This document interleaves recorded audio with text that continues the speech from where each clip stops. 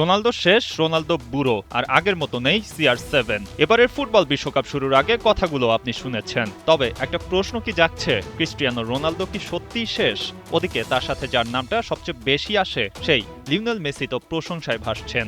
বিশ্বকাপে ৩ ম্যাচ খেলেই করেছেন ৬ গোল। একটা ব্যাপার নিয়ে আছে আলোচনা, মেসির চেয়ে রোনালদোকে কেন বেশি সমালোচনা শুনতে হয়? বিশ্বকাপে এখন পর্যন্ত ৩ গোল করেছেন রোনালদো। সবশেষ ম্যাচে ক্রোয়েশিয়াকে হারিয়ে দল উঠে গেছে শেষ ১৬তে। ৪১ বছর বয়সে রোনালদো যা করছেন, মেসি ৩৯ বছর বয়সে যেন আরেকটু বেশি করছেন। কিন্তু লোকে কেন রোনালদোকে সমালোচনায় উপরে রাখে, এ ব্যাপারে আলাপ তুলেছেন CR7 এর সাবেক Manchester United teammate Louis Saha. মানুষ সাধারণত এমন কাউকে পছন্দ করে যে কিছুটা শান্ত স্বভাবের, লাজুক ধরনের। মেসির ক্ষেত্রে তেমন একটা ভাবমূর্তি আছে। লুই সাহা মনে করেন মেসি এসব আচরণের কারণে একটা বাড়তি সুরক্ষা পান, কিন্তু বিপরীতে রোনালদো কখনোই সেই সুরক্ষা চাননি।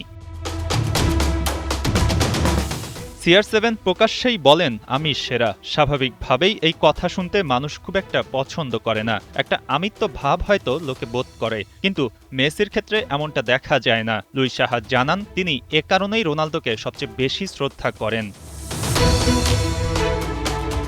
মাঠের বাইরে যখন রোনালদোকে নিয়ে সবচেয়ে বেশি সমালোচনা হয়, তখন মাঠেই তার উত্তর দেন CR7। যখন ফলাফল ভালো আসে তখন রোনালদো সেরা, আর পারফরম্যান্স খারাপ হলেই তিনি বুড়িয়ে গেছেন। এমন কথা শুনে পর্তুগিজ তারকা নিজেও অভ্যস্ত।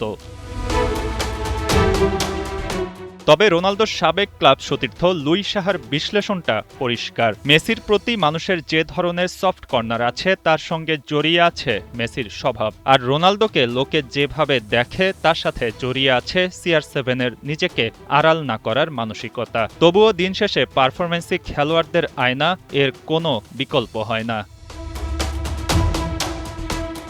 মঈন হাসান, ৭১।